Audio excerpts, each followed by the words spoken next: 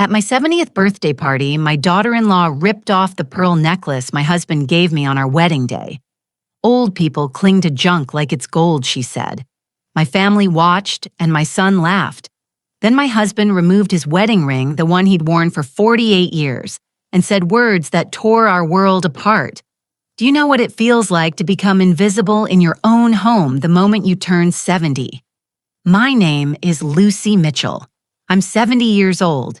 I live in Detroit, Michigan, and I spent 48 years building a construction company from empty lots and borrowed money only to watch a stranger try to erase me like I was already dead. The sound of pearls hitting hardwood froze me in place.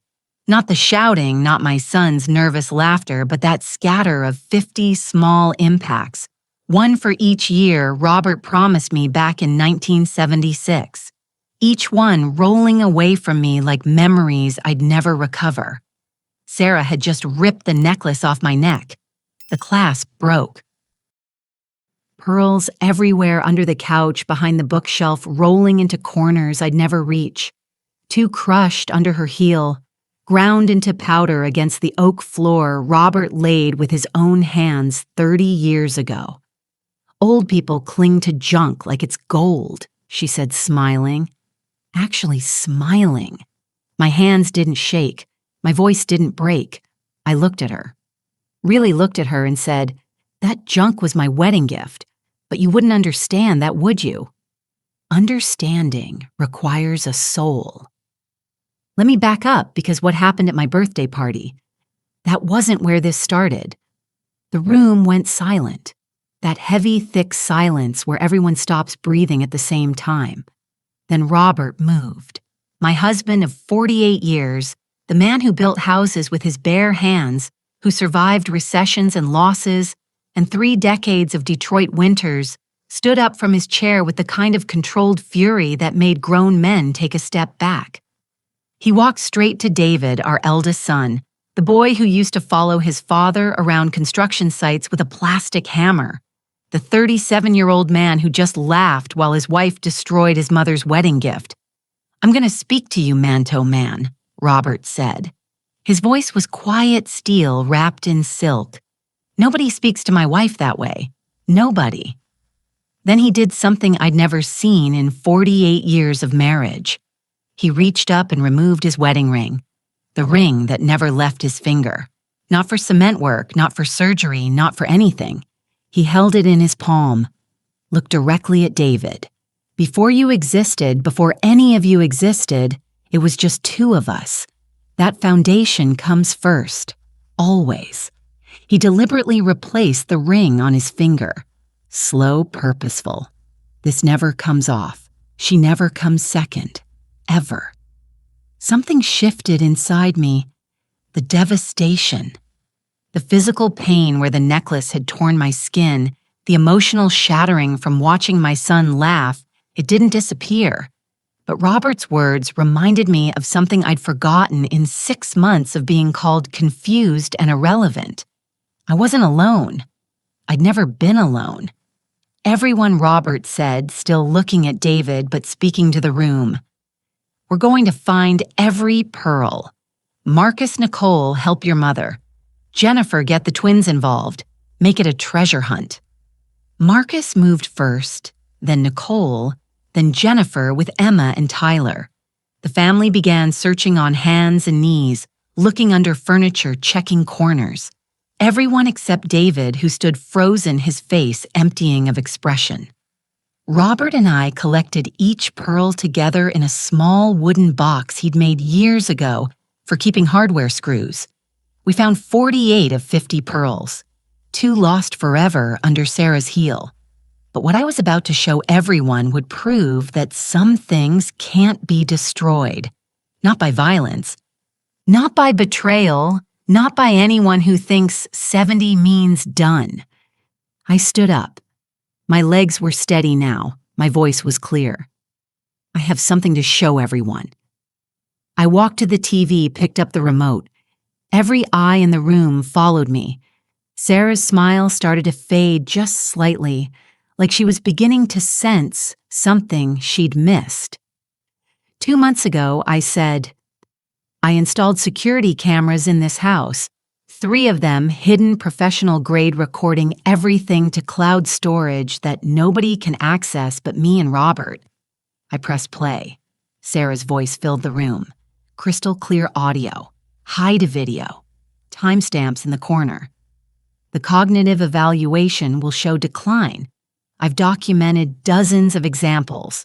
The lawyers said with medical evidence we can petition for guardianship, force them into assisted living, then we liquidate the house transfer business assets.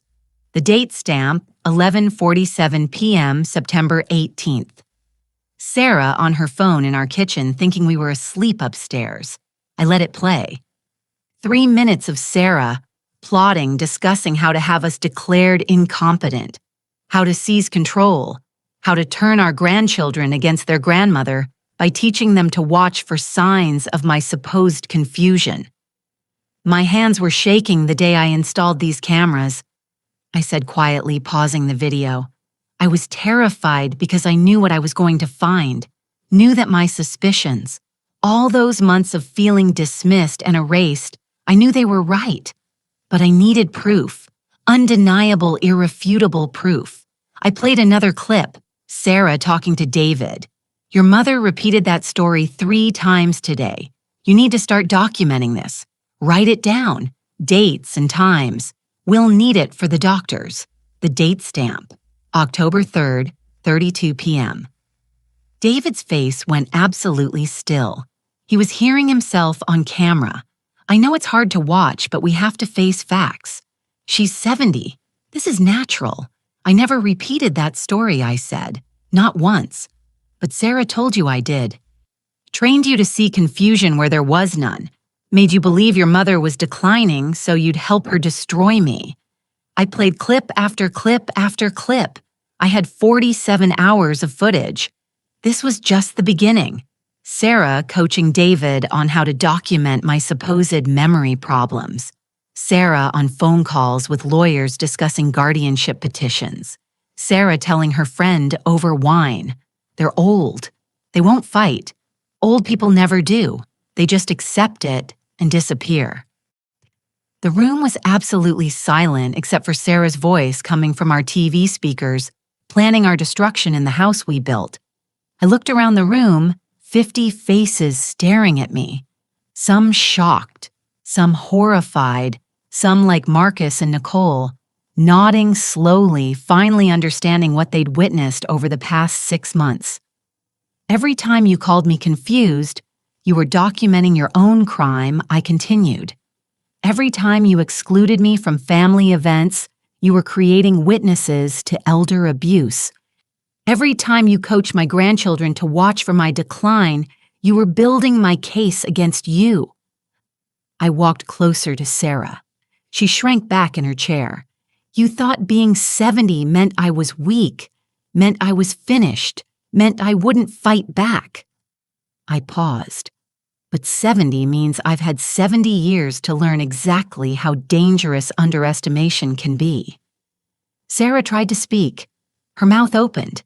Nothing came out. The mask, the concerned daughter-in-law who just wanted to help her aging in-laws. It shattered completely. Everyone in that room saw her for exactly what she was. But I wasn't done. Not even close. 3 months ago, I said my voice steady and cold. I suggested to Robert that we protect our home legally permanently. I pulled out a folder from the drawer under the TV, documents I'd organized weeks ago waiting for this exact moment. Robert and I worked together on this. Every protection, every document, every safeguard because we knew what you were planning, Sarah. We just needed to let you reveal yourself first. I opened the folder, started reading first. Our house is now in an irrevocable trust. It cannot be sold except by both of us acting together. It cannot be seized for debts. It cannot be transferred until we're both dead. And it can only pass to children who demonstrated ethical treatment of their parents. I looked at David. That clause was my idea. Second business restructuring with an independent oversight board. 3 outside professionals now review all major financial decisions. No single family member can make unilateral choices anymore. I flip to the next page. Third power of attorney documents updated with fraud protections. Any attempt to invoke them requires medical evaluation by 3 independent physicians, not one hand-picked Dr. Sarah. 3 with oversight from an elder law attorney. 4th healthcare directives made specific and detailed. What treatments we want, what we refuse, who can make decisions, who absolutely cannot. 5th financial oversight requiring 2-party approval for any transaction over $5,000. Every check, every transfer, every expense logged, documented, reviewed. 6th, complete asset documentation. Every property, every bank account, every investment cataloged and legally shielded. Our attorneys have everything notarized, filed, protected. I closed the folder, looked directly at Sarah. You wanted to declare us incompetent and seize our assets. You thought 70 and 73 meant easy targets, meant we'd be too confused to protect ourselves, too trusting to suspect our own family. My voice didn't rise. Didn't need to. We built legal fortifications you'll never break through. This house is protected. Our business is protected. Our medical decisions are protected. You can't force us out. You can't declare us incompetent. You can't take what we spent 48 years building. Sarah's hands were trembling now. The carefully constructed performance, the concerned daughter-in-law just trying to help her declining in-laws. It was completely gone. Everyone in that room saw her naked calculation, her cold assessment of 2 elderly people as obstacles to wealth. Nicole was staring at Sarah like she'd never seen her before. Marcus had his arm around Jennifer, both of them watching with expressions of absolute horror. The twins, Emma and Tyler, pressed against their mother, sensing something terrible happening, but not understanding what. And David, my eldest son, the boy, I raised the man I taught business from the ground up. He was crying silent tears running down his face as he realized what his wife had been planning, what he'd almost helped her do. But I still wasn't finished because the legal protections, those just stopped Sarah from taking our house in business. They didn't address what she'd already taken. 8 weeks ago, I said, Tom showed me something interesting. Tom, our supervisor for 25 years, the man who started as a laborer at 19 and worked his way up to running job sites, who knew our business inside and out. Invoices that didn't match deliveries, I continued. Equipment that never arrived. Materials we paid for but never ordered. At first I thought maybe it was the new digital system. Maybe I paused. Maybe I was just old and confused the way everyone kept telling me I was. I pulled out another folder much thicker than the first. So I called a friend, Helen. You remember Helen Sarah? You met her at Thanksgiving. She's been my friend for 40 years. Her brother-in-law is Frank Patterson, retired federal investigator, forensic accountant. Sarah's face went absolutely still, the kind of stillness that comes when you realize you've made a catastrophic miscalculation. I hired Frank 8 weeks ago, told him I suspected financial irregularities, asked him to investigate everything, every transaction, clears throat, every invoice, every payment for the past 2 years. I opened the folder, spreadsheets, bank records, highlighted discrepancies. Tom gave me access to the office at 5:00 a.m. Before you arrived, Sarah, before you could see what I was doing, I spent weeks comparing digital records against the physical files you thought you'd eliminated. I called vendors, directly verified invoices, tracked payments, documented every single discrepancy. My hands weren't shaking anymore. They were steady. Sure, this was my business, my life's work, and I'd spent 8 weeks taking it back. $287,000, I said. That's how much you stole over 18 months through 167 separate fraudulent transactions. The number landed like a physical blow. David made a sound something between a gasp and a sob. fake invoices for equipment that was never delivered. I continued reading from Frank's summary. Shell companies tracing back to your personal accounts. Conference fees for events you never attended. Vendor payments rerouted through transaction mazes designed to look legitimate, but actually funneling straight to accounts you controlled. I laid out page after page, security footage showing Sarah accessing company accounts at 3:00 a.m., bank records showing deposits to her personal accounts matching exactly the amounts of fraudulent invoices, vendor testimony confirming they'd never done business with Mitchell and Sons Construction despite being paid thousands of dollars. You were careful, I said. I'll give you that. The amounts were small enough not to trigger immediate red flags. The transactions were spread across different categories. The timing was strategic. You knew our business well enough to know exactly where to hide theft. I looked at her, really looked at her. But you made one critical miscalculation. You thought my silence meant sility. You mistook my patience for confusion. You assume that because I'm 70, I wouldn't understand accounting anymore, wouldn't be able to track digital transactions, wouldn't be capable of conducting a forensic investigation. I set down the folder. Every insult you swallowed bought another piece of proof. While you called me confused, I was documenting systematic theft. While you trained my grandchildren to watch for my supposed memory problems, I was tracking your financial crimes. While you convinced my son that I was declining, I was building a case that will follow you for the rest of your life. The room was so quiet. I could hear Emma's soft breathing, Tyler's small hiccup, Nicole's sharp intake of air as she processed what her sister-in-law had done.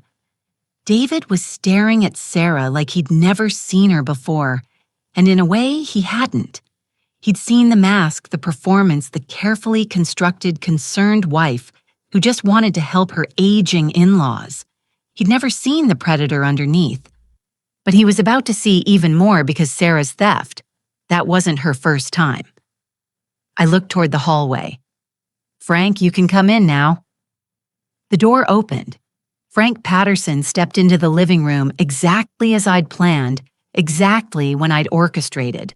This entire confrontation had been choreographed, every revelation timed for maximum impact, every piece of evidence arranged to build a case that no one could deny. Frank carried a briefcase. He nodded at me, then at Robert, then looked around the room with the calm professionalism of someone who'd spent 30 years as a federal investigator examining financial crimes. Mrs. Mitchell asked me to investigate potential financial irregularities 8 weeks ago, Frank said. His voice was measured factual. What I found was $280,000 in documented theft. But that wasn't the most disturbing discovery. He opened his briefcase, pulled out another folder. Sarah Thompson Mitchell has done this before twice. The room went absolutely still. Even the children stopped moving. Michael Torres, Atlanta, Georgia, 10 years ago. Sarah married Michael when his mother was 71. Identical pattern. Inserted herself into family business operations. Systematically embezzled funds. Began process to have elderly mother declared incompetent. The family discovered the theft confronted Sarah, settled privately for $180,000 rather than prosecute. Sarah disappeared. Frank laid out documents, marriage license, divorce decree, private settlement agreement Michael's lawyer provided after Frank contacted him. Richard Chen, Houston, Texas, 6 years ago. Sarah married Richard when his father was 68. Same methodology. Love-bombed the son, isolated him from aging parents, suggested the parent was declining, gained access to business finances, stole systematically prepared guardianship paperwork. The family caught her settled privately for $215,000, made her sign a non-disclosure agreement. She moved again. More documents, another marriage, another elderly parent, another pattern of theft and manipulation. I spoke with both families at length, Frank continued. They described identical tactics, making the elderly parent feel confused by questioning their memory, excluding them from family gatherings while claiming it was for their own good training grandchildren to watch for signs of decline, stealing gradually enough to avoid immediate detection, preparing legal documents to seize control upon the parent's death or incapacitation. He looked directly at Sarah. You specialize in targeting wealthy families with vulnerable elderly parents in their late 60s and early 70s. You marry the adult child, gain access to family finances, weaponize ageist stereotypes to isolate and discredit the parents, steal systematically, and position yourself to inherit maximum assets. The previous families paid you to disappear rather than face public scandal. Frank closed his briefcase. But this time, you chose the wrong elderly couple to target. Because Lucy Mitchell isn't vulnerable, she's strategic, and she's been documenting everything you've done for months. Sarah tried to speak. Her voice came out strangled. That's those people. You can't prove. I can prove everything, Frank said calmly. I have signed statements from both previous families, financial records, marriage and divorce documentation, settlement agreements that explicitly forbid you from engaging in similar conduct again. You violated those agreements, which means those families can now pursue civil and criminal remedies retroactively. He pulled out another document, placed it on the coffee table in front of Sarah. This is a letter from Michael Torres's attorney. They're prepared to file charges the moment they hear you've targeted another family. This another document is from Richard Chen's legal team. Same commitment. They've been waiting for this moment. Sarah stared at the documents like they were venomous snakes. And this, Frank said, producing a final folder is correspondence from elder abuse prosecutors in 3 states. They're very interested in establishing pattern evidence for serial financial exploitation of vulnerable adults. 1 case might be settled privately, 2 cases might be coincidence, but 3 cases that's a prosecutable pattern. The silence was absolute. Sarah's carefully constructed world was collapsing in real time, and everyone in the room was watching it happen. David looked at Sarah, really looked at her like he was seeing her for the first time. 2 other families. His voice broke. You did this twice before. 2 other people's parents. Sarah's mouth opened, closed. She looked around the room at 50 people watching her mask disintegrate and did the only thing she had left. She pulled out her phone, dialed her lawyer, put it on speaker. I need you to come to, she started. The lawyer's voice came through crisp and professional. Ms. Mitchell, I've advised you repeatedly about discussing ongoing matters publicly. Just get here, Sarah snapped. Now Lucy walked to the TV, picked up the remote again. Robert, play 5 seconds of the video for Sarah's lawyer. Robert pressed play. Sarah's voice filled the room. The cognitive evaluation will show decline. I've documented dozens of examples. The lawyer went silent. Complete absolute silence on the other end. Then I need to consult with my client privately. I'll call you back. The line went dead.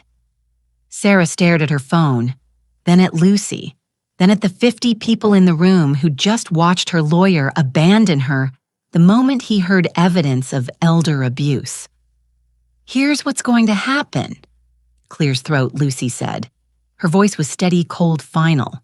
You're going to return every stolen dollar, all 287,000 dealers.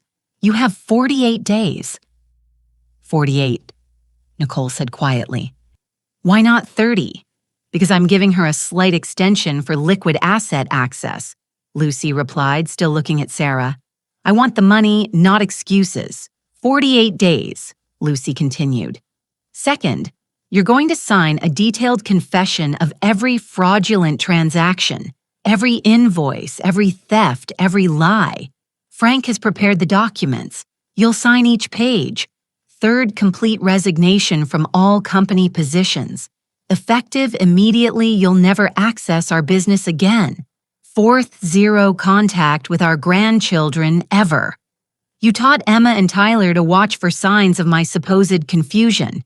You weaponized children against their grandmother. You don't get access to them anymore. Fifth total exclusion from all family assets and inheritance. When Robert and I die, which won't be for a long time, you get nothing. Not $1, not one piece of furniture. Nothing. Lucy's voice didn't rise. Didn't need to. Or I file criminal charges for elder financial exploitation. I coordinate with Michael Torres and Richard Chen to establish pattern testimony for federal charges. I ensure your name and face are on the news as a serial con artist who targets elderly parents. I make sure every single person in this country knows exactly what you are. The room was absolutely silent. Even the twins had stopped moving, sensing the weight of what was happening. Sarah's phone rang. Her lawyer, she answered. Hands shaking, listened. Her face went even more rigid. She hung up, looked at Lucy. He said I should sign. Smart lawyer, Lucy replied. Frank pulled documents from his briefcase. A notary appeared from the hallway. Another person Lucy had arranged in advance. Another piece of her carefully orchestrated confrontation. Sarah sat at the dining room table, the same table where we'd shared Sunday dinners, where I'd watched her charm my family, where she'd slowly, systematically convinced everyone that I was declining. She signed every page, every admission, every detail of every theft. The notary stamped each document, witnessed each signature, made it legal, binding, permanent. When Sarah finished, she looked at David, reached for his hand. David, please. He pulled away. Don't. Just don't. My son was crying. Deep, wrenching sobs. The sound of someone realizing they'd enabled the destruction of the people who gave them life. I laughed. David said, his voice breaking. While she destroyed your birthday gifts. While she ripped off your necklace. I told my 70-year-old mother her behavior didn't help. I chose this woman over you for 2 years. He looked at me at Robert. How do I come back from that? I wanted to comfort him. Clears throat. Wanted to tell him it was okay. But Robert's hand on my shoulder reminded me David needed to feel this. Needed to sit in what he'd done, what he'd almost done. You start by understanding what you participated in, I said quietly. You start by accepting that forgiveness doesn't erase damage. You have years of rebuilding ahead, David. Years. Sarah stood, grabbed her purse. Her phone looked around the room one last time at the family she'd tried to destroy. You're 70 years old, she said to me. Her voice was venomous, stripped of all pretense. You're going to die soon anyway. All of this for what, a few more years. I looked at her. This woman who saw my age as permission, who thought 70 meant done, who believed elderly people were obstacles to inheritance rather than human beings with value. I'm 70 years old, I said, which means I don't have time left to waste on second chances for people who saw my age as permission to destroy me. Get out of my house. Sarah walked to the door, opened it, stopped. The money will be in the account in 48 days, she said without turning around. Then I'm gone. Good, I replied. And Sarah, every family you target from now on, I'm going to warn them. Michael Torres and Richard Chen are going to warn them. Your pattern is documented. Your name is known. You're done preying on elderly parents. She left. The door closed behind her. 50 people stood in my living room processing what they'd just witnessed. And I realized for the first time in 6 months I could breathe. But this victory didn't happen by accident. It didn't happen overnight. And it didn't happen because Sarah underestimated a confused old woman. It happened because 48 years ago, I made a promise to a man who promised me 50 years. Let me show you how we kept that promise. Robert and I got married in a church basement with folding chairs and borrowed decorations. We were 22 and 25. We had $200 in wedding gifts, cash and envelopes from family who couldn't afford it, but gave anyway. Our wedding night, Robert gave me a necklace, 50 pearls on a silk thread. He'd saved for 6 months working overtime at the factory, eating leftovers, skipping lunches. Why 50, I asked. Because he said fastening it around my neck in our tiny apartment. I can't wait to spend 50 years with you and celebrate with a huge family the love we have. 50 years. It seemed impossible. We were so young, so broke, so completely unprepared for everything ahead. We used the $200 to buy 2 vacant lots in Detroit for $8,000. Borrowed the rest on a 10-year note that terrified us both. The lots were rubble-broken, concrete weeds, nothing. Robert started building. I did books on a card table in our garage. We hired 3 employees, men who needed work as desperately as we needed help. 1 truck, faith, and stubbornness. I remember the first house. Robert built it board by board. I handled permits, invoices, client calls. We worked 16-hour days, slept 4 hours, got up and did it again. David was born in 1987, Nicole in 1989, Marcus in 1997. The kids grew up in sawdust, learned to walk on construction sites, did homework in the office, while I reviewed contracts. They knew the smell of fresh lumber, the sound of power tools, the satisfaction of creating something permanent from nothing. By David's 10th birthday, we had 15 employees, a reputation for quality. Robert refused to compromise. His philosophy: build it like it's yours. Build it like your grandmother's going to live there. We survived the 2008 recession when competitors collapsed around us. Cut our own salaries, ate savings, refused to cut corners, or lay off employees who'd been with us for years. It almost broke us, but we survived. By David's college graduation, we had 40 employees, 200 renovated homes across Detroit, generational client relationships, grandchildren hiring us because their grandparents trusted us decades ago. David started full-time at 25, learned everything from Robert for 12 years, how to read blueprints, how to manage crews, how to deal with difficult clients, how to honor the legacy we'd built from those 2 vacant lots and $200 in wedding gifts. Meanwhile, Marcus learned business operations for 5 years. Nicole became senior financial manager for 3 years, both being groomed as potential successors, depending on how David's leadership developed. By 37, David managed 80% of operations. Robert and I started planning gradual advisory transition, not retirement. We'd never fully retire from something we built from nothing but stepping back, letting the next generation lead.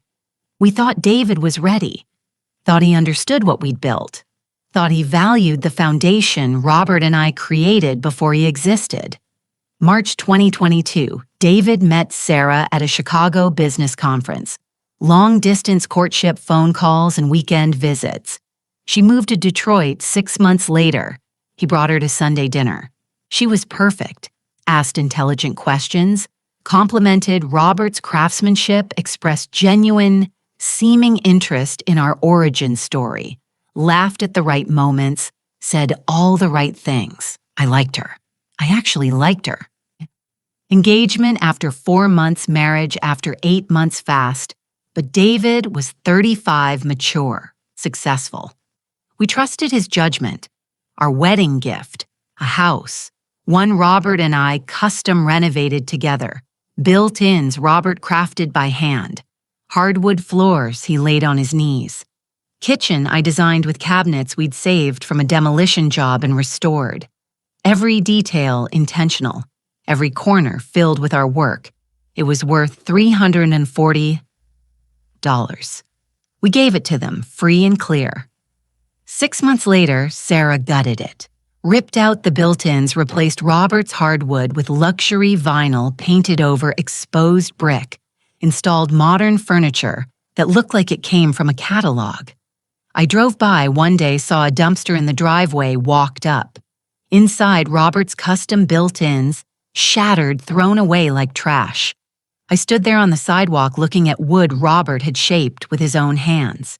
He'd spent 3 weeks on those built-ins measured twice, cut once, sanded until the grain showed perfect. Applied 6 coats of finish, waiting 24 hours between each coat, because that's how you do it right. I picked up a piece.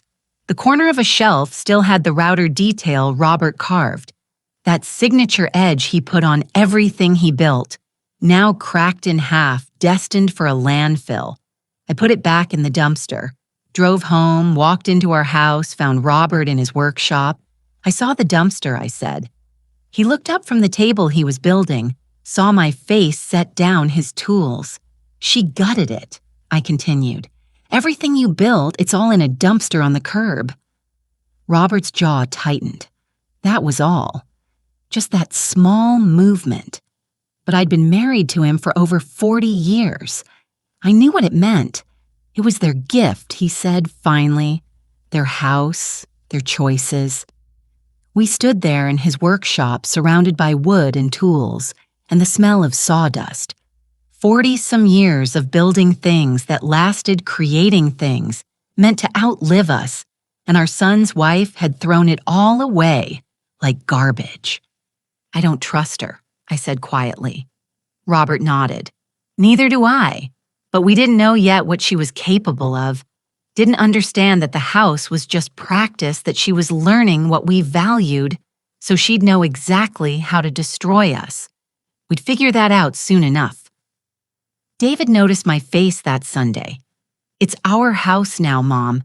Sarah has her own style. You understand, right? I understood. I understood that Sarah looked at something Robert built with his hands and saw an obstacle to her vision, saw something old that needed to be erased. I just didn't realize yet that she saw us the same way. 1 year after the wedding, Sarah joined the company. Administrative tasks, modernizing systems, bringing things into the current century. David was thrilled. She has a business degree, Mom, contemporary practices. She can help us expand. The initial changes seemed positive: new database, updated scheduling, professional invoicing systems. I thought maybe I'd misjudged her. Maybe the house renovation was just personal taste. Maybe she really wanted to help, but every improvement distanced us from systems I'd built, removed my fingerprints, made me feel like a visitor in my own company. Then came the restaurant dinner. Sarah and David invited us to this upscale place downtown. White tablecloths, wine lists, the kind of place we never went because we preferred diners where you knew the owner's name. Halfway through appetizers, Sarah leaned forward, smiled, said, "We've been thinking. This house you're in, it's so big, so much maintenance. At your age, wouldn't something smaller make more sense? A nice condo. We could help you downsize, make things easier. At your age." Those 3 words, casual, friendly, loaded with implications. Robert's hand found mine under the table, squeezed, warning me. "We like our house," I said carefully. "Of course," Sarah replied smoothly. "But realistically, you're 70 and 73. Managing a house that size, staying involved in daily business operations, it's a lot. We just want to make sure you're not overwhelming yourselves. We care about you." David nodded. "She's right, Mom. We just want what's best for you." I looked at my son, the boy I raised, the man who'd worked beside us for 12 years, and realized he believed every word she'd said. That's when I started paying real attention, started rewinding every conversation, every compliment, every suggestion, every concerned look. Sarah didn't marry David for love. She married him because Robert and I were the perfect age, successful enough to be worth targeting, old enough that questions about our competence would sound reasonable, vulnerable enough in her mind to be easily erased.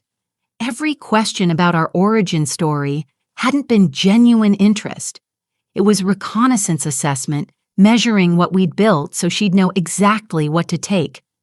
And I realized, sitting in that expensive restaurant with white tablecloths and wine I didn't want. that Sarah had been planning this since the day she met us. She just needed us old enough that the plan would work. Well, she got her wish. I turned 70, and everything she'd been building toward finally exploded. The Sunday dinner started 2 weeks after that restaurant conversation. "We want to see you more," Sarah said, "every Sunday at our house family tradition." It sounded lovely, except I wasn't invited. "We thought you'd be tired," David explained when I asked. "At your age, all that socializing can be exhausting. We didn't want to overwhelm you at your age." There it was again. They posted photos later. Everyone together, Marcus and Jennifer Nicole with the twins, David and Sarah Robert, everyone except me. I asked Marcus about it Thursday morning at the office. He looked uncomfortable. Sarah said you needed rest, that at 70 constant social interaction was draining, that we should be considerate of your limitations. My limitations. Mom, she's just trying to help. I'm not tired, Marcus. I'm 70, not 90, and I didn't need rest. I needed to be included, but the damage was done. Sarah had planted the seed. Lucy's too old for long gatherings. Lucy needs special accommodation. Lucy's different, now fragile, limited. The office takeover intensified. I'd arrive at 7 a.m., my usual time for 30 years, and find Sarah already there at my old desk using my computer. My files boxed up in storage labeled Archived L. Mitchell. The new receptionist Sarah hired looked confused when I walked in. "Do you have an appointment today, Mrs. Mitchell?" "Appointment in the office I built, in the company I created from a card table in my garage." "No," I said carefully. "I work here." Oh, she looked flustered. "I'm sorry. I didn't let me check the schedule." "Don't worry about it," I said. Smiled. Walked to what used to be my office. Sarah was there at my desk. She looked up surprised. "Lucy, I didn't know you were coming in today. I come in every day." "Right?" "Of course. It's just, we've been trying to handle things so you don't have to worry. Give you some breathing room. If you need something, just let me know and I'll pull up the files for you." Translation. "You're not welcome here anymore. This is my space now. I'll grant you access if I decide you need it." A week later, I arrived for a meeting with the Hendersons' clients I'd worked with for 18 years. They were expanding their restaurant third location and wanted Mitchell and Sons to handle the renovation. Sarah was already in the conference room with David and the Hendersons. "Oh, Lucy," Sarah said, smiling. "I didn't realize you were planning to attend this meeting. David and I have it covered. We didn't want to overwhelm you with too many commitments." Mrs. Henderson looked confused. "But Lucy always handles our projects." "Of course," Sarah said smoothly. "And Lucy's consultation has been invaluable in preparing for today. But given the complexity of this expansion and some of Lucy's recent challenges with the new project management software, we thought it would be better if David took the lead going forward. Lucy can certainly review plans if she'd like, but we don't want to burden her with the day-to-day details." I stood in the doorway of my own conference room in my own company, being told I was too incompetent to handle clients I'd maintained for nearly 2 decades. Mr. Henderson shifted uncomfortably. "If Lucy thinks that's best." Everyone looked at me, waiting for me to confirm Sarah's narrative, to agree that I was overwhelmed, struggling, unable to handle the work I'd done for 30 years. I could have fought, could have said Sarah was lying, could have demanded my seat at that table, but I was building a case. And every humiliation, every exclusion, every public dismissal, it was all evidence. "I'm sure David will do fine," I said. I left, walked back to what used to be my office, sat at the desk. Sarah had relegated me to the small one in the corner, the one we used to give to interns, and I documented everything. Time, date, witnesses, exact words spoken. Sarah thought she was erasing me. She was actually writing her own indictment. The grandchildren were next. Tyler asked me at a family dinner, "Grandma, did you forget? You told me that already." I stopped mid-sentence. What that story about Dad when he was little you told me last week. I tried to remember. Had I told him that story recently, I didn't think so. But Tyler looked so certain, so patient, like he'd been taught to be gentle with someone who was confused. Aunt Sarah said, "You forget things now," Emma added helpfully. She was 7 innocent, just repeating what she'd heard. She said, "We should be patient because your brain is getting old." She said, "It's normal, and we shouldn't make you feel bad about it." My stomach dropped, not from confusion, from clarity. Crystal, horrifying clarity. Sarah was teaching my grandchildren to watch for signs of my decline, training them to be witnesses, preparing testimony from the mouths of children who wouldn't understand they were being weaponized. Grandma Tyler looked worried. "Are you okay?" I smiled, swallowed the rage. "I'm fine, baby. Just thinking." Nicole noticed the next week. "Mom, the kids are acting weird around you, like they're watching you, waiting for you to mess up." "Sarah's planting seeds," I said quietly. "So when she makes her move, when she claims I'm incompetent, everyone will have examples. The grandchildren will confirm my repeated stories. David will document my supposed confusion. The family will believe I'm declining because they've been watching for signs." That's Nicole looked stricken. That's evil. That's strategic, I corrected. And it's working. 6 weeks before my birthday, I arrived at the office at 5:00 a.m. Before Sarah, before anyone. Tom was there. Our supervisor for 25 years, the man who started as a laborer and worked his way up to running job sites, Mrs. Mitchell, he said, looking relieved. "I need to show you something." He pulled up invoices, equipment orders, material payments started pointing to discrepancies. "This invoice says we paid $12,000 for lumber, but we only received $8,000 worth. This one, $15,000 for equipment that never arrived. This one, conference fees for an event nobody attended." He scrolled through months of records, at least a year, maybe longer. I started noticing 3 months ago, but wasn't sure. Thought maybe it was the new system, but it's not. Someone's stealing and David won't listen. My hands went cold. How much I don't know? Tens of thousands at minimum, maybe more. I made copies, hid them in my car, spent the rest of the day reviewing records, comparing invoices to actual deliveries, tracking patterns. That afternoon, I tried talking to David, showed him the discrepancies. "Look at this invoice. The amounts don't match what we received." "Sarah handles the books," now David said, barely looking up. "I'm sure what you're seeing is just the new system. You're not familiar with how it works. I built the system she's using." He interrupted. "Gentle, patient. The tone you use with someone who's confused. You built the old system. This is different, more complex. And honestly, Sarah mentioned you've been having trouble following the new procedures, getting confused about digital filing." There it was. Sarah had already laid groundwork, already convinced David that my concerns were symptoms, signs of decline. "I'm not confused," I said. "I know you don't think you are Mom." But he stopped, looked uncomfortable. "Look, we all notice things as we get older. It's normal. Nothing to be ashamed of." I sat there in my son's office in the company I built, being told gently, lovingly, patiently that my mind was going. I left, walked to my car, sat in the parking lot. I didn't cry, I planned. If they thought I was old, confused, and irrelevant, I'd perception. Let them think I was fading. Let them think I was defeated while building the case that would destroy Sarah completely. I called Helen that night. My friend of 40 years asked if she knew anyone who could investigate financial fraud. "My brother-in-law," she said immediately. "Frank Patterson," clears throat, "retired federal investigator, forensic accountant. He's the best."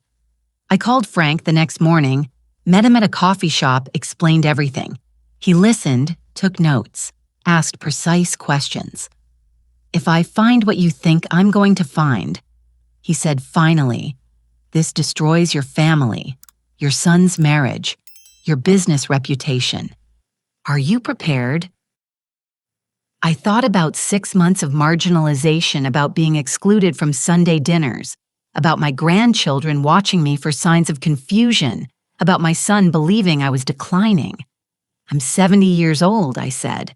I don't have time left to waste protecting people who've decided I'm disposable. Frank started investigating. I started documenting every dismissive comment, every exclusion, every manipulation. Every time Sarah questioned my memory or suggested I was confused, and I installed cameras, 3 of them, professional-grade hidden, recording everything to cloud storage. The cameras were my idea because I knew Sarah's manipulation would escalate, knew she'd get careless in private, knew I needed video evidence of her calculating predatory nature. For 8 weeks, I watched, I documented, I built my case. Sarah had no idea. She thought I was defeated, thought I was fading quietly, thought 70 meant done. She was about to learn exactly how wrong she was. 3 weeks before my birthday, I found the property assessment folder. I wasn't snooping. Our water heater was making strange noises, that mechanical groan that means expensive repairs coming. I needed the warranty information. Robert usually filed that stuff in his office desk. Instead, I found a folder marked Property Assessment Mitchell Residence. Inside, professional appraisals, market analysis, comparable sales.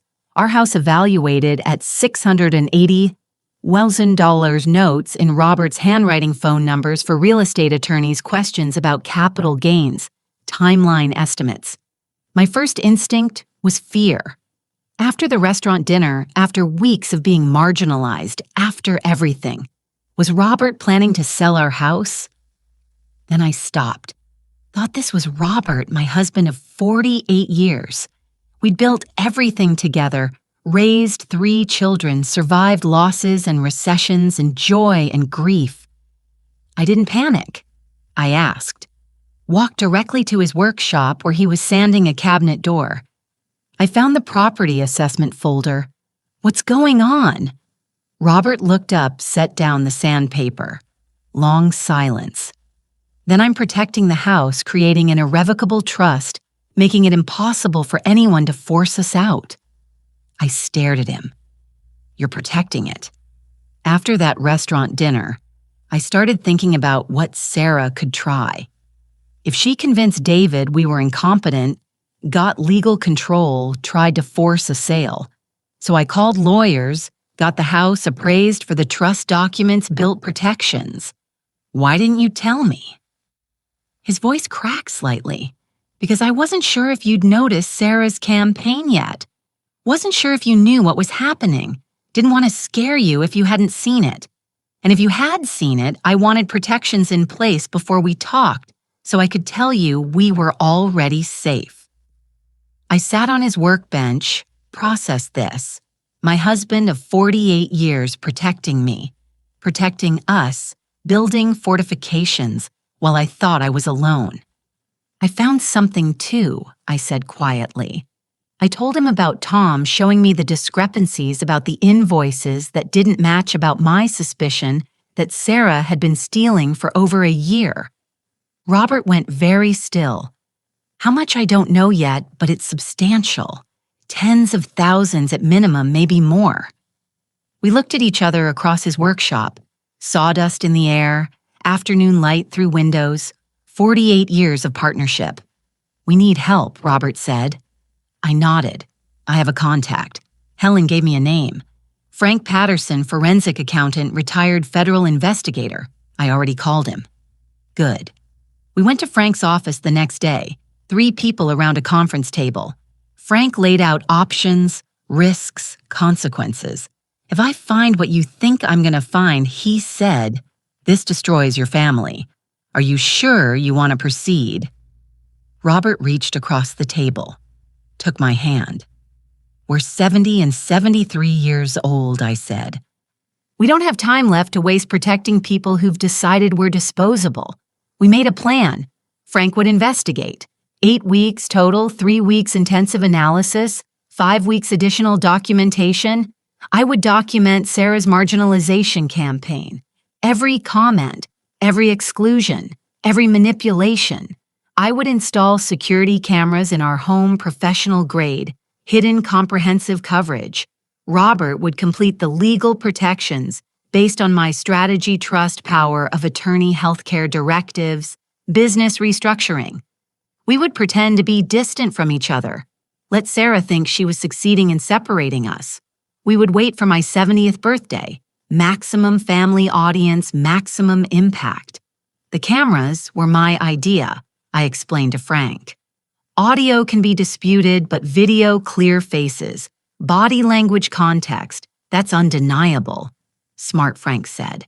Very smart. I had the cameras installed within a week. 3 units, living room, home office, kitchen, hidden in smoke detectors and picture frames, recording continuously to cloud storage Sarah could never access or delete. She wants us separated, Robert said that night. Wants us doubting each other, isolated, weak. Then we'll give her what she expects, I replied. We'll seem distant, disconnected. She'll think she's winning until the moment we destroy her. For 8 weeks, we performed polite but distant at family dinners. Didn't touch as much in public. Arrived at the office separately. Seemed like 2 people drifting apart under stress. Sarah noticed, started making comments. It's so hard when couples grow apart in their later years. Different speeds of decline, different capacities. David asked Robert, "Are you and Mom okay?"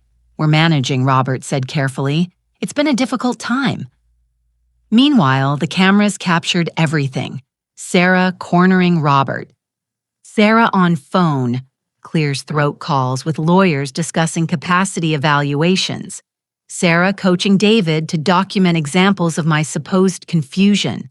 At night alone in our bedroom, we reviewed Frank's findings, studied Sarah's theft patterns, watched security footage, built the comprehensive case. She has no idea, I said. She thinks we're too old to fight back, Robert replied. That's going to be her biggest mistake. We shared the evidence with Marcus and Nicole 2 weeks before my birthday. Needed them prepared. Needed them ready to step into leadership when David was removed. David has no idea, Marcus asked, stricken. David thinks we're declining. I said Sarah has convinced him. He won't believe us until he sees the evidence himself. This is going to break him, Nicole said softly. He made his choice, Robert replied. Now he lives with the consequences. The day before my birthday party, we did final preparations. Frank confirmed he'd arrive exactly when I called. Notary on standby. Sarah's previous victims had provided statements. Criminal attorney briefed. Evidence organized. I stood in our bedroom looking at the 50-pearl necklace in its case. I knew what was coming tomorrow. Knew Sarah would try to destroy it. Knew it was part of the plan. Let Sarah reveal her violence in front of everyone, then strike back with overwhelming evidence. Robert came up behind me, put his hands on my shoulders. Tomorrow, he said. Tomorrow. I agreed. Are you ready? I thought about 6 months of marginalization, being called confused, being excluded, watching my grandchildren treat me like I was fragile, watching my son choose a con artist over his mother. I'm ready. Robert kissed the top of my head. Before you existed, he said softly, repeating the words he'd say tomorrow. It was just 2 of us, and it still is. I finished. We stood together in the bedroom of the house we built, ready to defend everything we'd created, ready to prove that a partnership of 48 years is stronger than any predator who thought age meant weakness.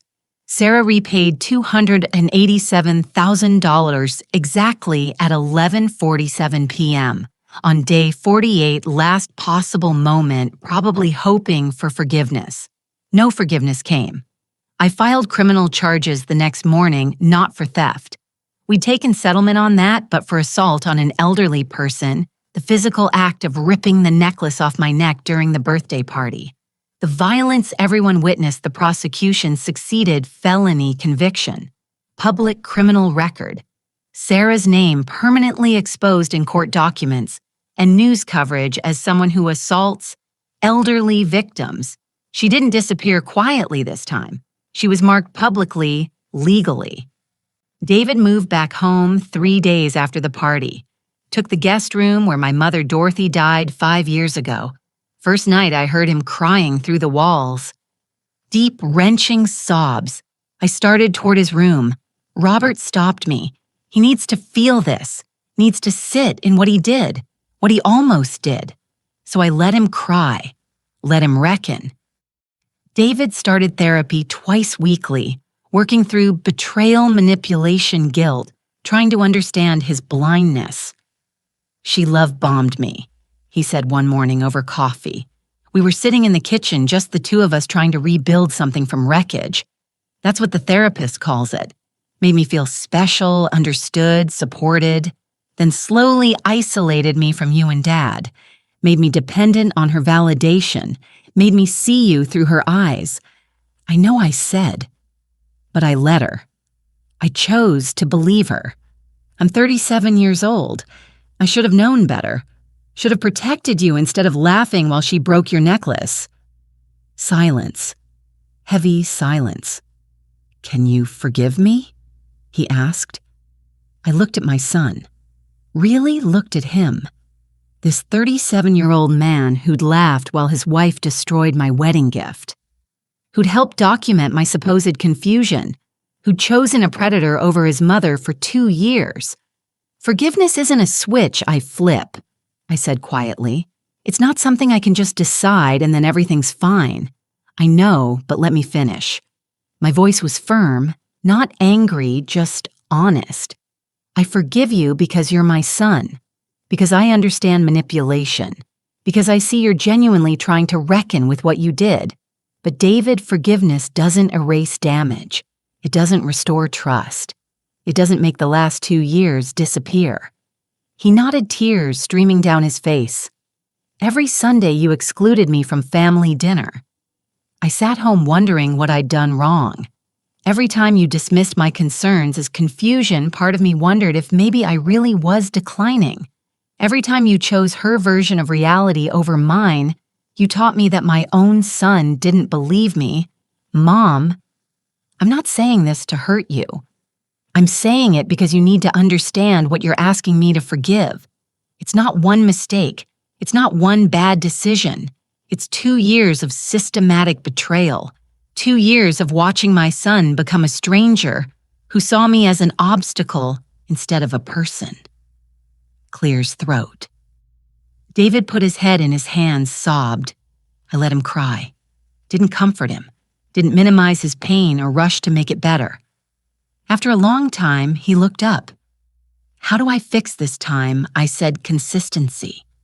Years of showing me through actions, not words, that you've changed. Years of proving that you see me as I am, not as Sarah trained you to see me. Years of rebuilding what you helped destroy. Years," he repeated quietly. "Yes, years. And even then, David, some things stay broken. You'll never work in the family business again. That's permanent. You can be my son, but you can't be my business partner. That trust is gone." He absorbed this, nodded slowly. "I understand. Do you? Because this is the rest of your life. This is accepting that your choices have consequences that don't go away just because you're sorry. Can you live with that?" David met my eyes. "I have to, because the alternative, losing you completely, that's worse." It wasn't reconciliation, not yet. But it was honest, real, the beginning of something that might eventually, over years of work and proof and patience, become healing. But we weren't there yet, not even close. We restructured the business immediately. Marcus became CEO. He'd been trained intensively for 5 years as succession planning. Nicole became CFO. She'd been senior financial manager for 3 years already. David was permanently removed from the company. I told him directly. No ambiguity, no false hope. "It didn't work out for you mixing business and family. We forgive you as our son, but we can't trust you professionally anymore. You need to find employment elsewhere, like anyone else would. David accepted this, started looking for work outside the family business. The separation was permanent. He was still our son, still welcome at family dinners, but he'd never work in the family business again. Family healing began slowly. Nicole brought the twins over Thursdays for supervised visits, watching Emma and Tyler interact with me, ready to intervene if they seemed uncomfortable. Emma asked while planting flowers in my garden, "Grandma, are you still sick? I was never sick, baby." But Aunt Sarah said Aunt Sarah lied about a lot of things. My brain works fine. My memory works fine. I've always been fine. Tyler firmly. "That's stealing when you lie to get things." "Yes," I said. "That's exactly what it is." The twins gradually relaxed, stopped treating me as fragile, stopped watching for confusion signs. By week 6, Emma climbed on me again. Tyler begged for stories about when their daddy was little. Healing slowly. Marcus and Jennifer officially engaged. He'd been carrying the ring for months, but waited until the Sarah situation resolved. Didn't want her anywhere near something this important. Jennifer asked me to teach her business management, not to join the company, but to understand finance contracts. Protection. My mom never learned this stuff. She trusted my dad completely. When he died, she was lost. "I want to be like you, strong enough that nobody can make me disappear." We met twice weekly. I taught accounting, contract law negotiation, how to read financial statements, how to spot fraud. "This isn't about trust," I explained. "You can trust Marcus completely and still need these skills because life happens, death happens, and women who don't understand money become vulnerable." At 70, I taught the next generation how to be dangerous, how to be unbreakable. Sarah's divorce finalized in 89 days, fast, clean. She demanded nothing signed, everything vanished. David's lawyer said she'd already moved. New city, new identity, probably already looking for her next target. "Shouldn't we warn people?" Nicole asked. "We can't," I said. No criminal charges were filed for the theft. We took settlement. But she has a public criminal record now for assault on an elderly person that follows her, and 3 families know her pattern. We've done what we could. 6 months after my birthday, the family gathered small celebration. David gave me a 3-page handwritten letter, apology, acknowledgement, commitment. "You don't need to keep apologizing," I said. "It's not for now," David replied. "It's for later. For when you're 80 and maybe you do forget things. For when you're 90 and you need care. For when I'm making decisions about your well-being and I need to remember I need physical proof. That I woke up. That I learned that I'll never again mistake your age for weakness." I read it that night, cried, kept it in my jewelry box next to the wooden box containing 48 pearls. The business thrived, new contracts, new training initiatives, and we launched a construction apprenticeship program funded with the recovered stolen money. Named it after my mother, Dorothy Mitchell Apprenticeship Program, teaching young people construction skills, business ethics, how to build things that last. Robert at the opening ceremony. "Your mother would have loved this. She would have loved that Sarah's theft funded it." I replied. That stolen money became something good. Poetic justice, the best kind. 1 year after the confrontation, our 49th wedding anniversary morning, I woke up and Robert was already gone. Unusual. He usually waited until we had coffee together before heading to work. I went through my morning routine. Shower dressed, walked down to the kitchen. 2 wrapped boxes sat on the counter. A note in Robert's handwriting beside them. Clears throat. I opened the first box carefully. My wedding necklace professionally restored. 48 pearls, all the ones we'd recovered that terrible birthday night. Rung on new silk thread. The clasp repaired and reinforced. The promise Sarah tried to destroy. Physically resurrected. I opened the second box. Pearl earrings, 2 pearls, the 2 that were lost that we never found. Except Robert had found a way to honor even what was destroyed. Took 2 matching pearls and created something new from the loss. The note inside 48 pearls recovered and restored. 2 pearls lost but not forgotten. Now there's something you can wear every day. We lost 2 years, but we still have time for our 50th. Below that dinner tonight. Let's celebrate 49 years and start planning our 50th anniversary vow renewal and the party we're gonna throw. I stood in my kitchen, the one I designed in the house we built together. On the floor, Robert laid surrounded by 48 years of accumulated life. I went to my vanity, sat down, opened the boxes again, carefully lifted the restored necklace. The weight felt right familiar. I fastened it around my neck, the same neck Sarah ripped it from 1 year ago. The pearls rested against my skin the way they did on my wedding day in 1976 when Robert promised me 50 years. I picked up the earrings, studied them. 2 pearls that should have been lost forever now transformed into something I could wear daily. Visible proof that what predators destroy, devoted partners find ways to resurrect.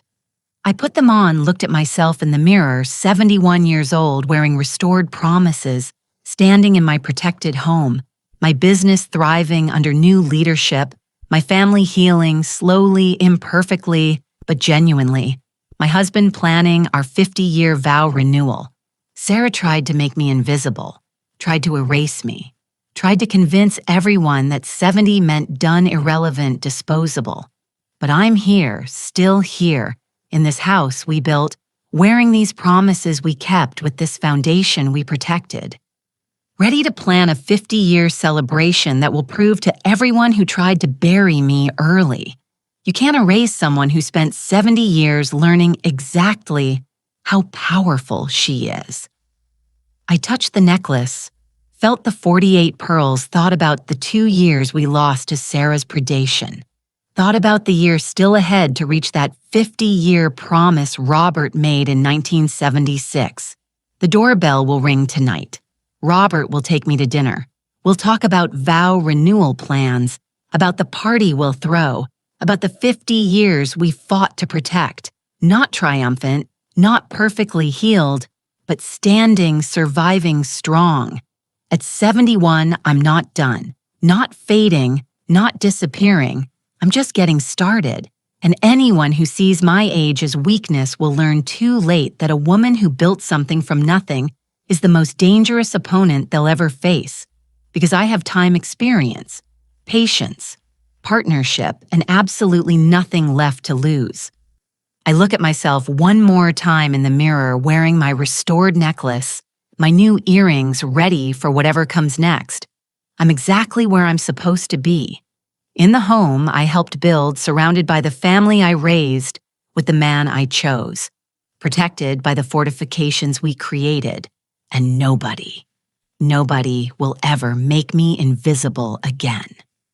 Where are you listening from? Share your thoughts in the comments. If this story touched your heart, please like and subscribe for more inspiring stories. Thank you for watching Dust Revenge. Choose what you want to watch next on the screen.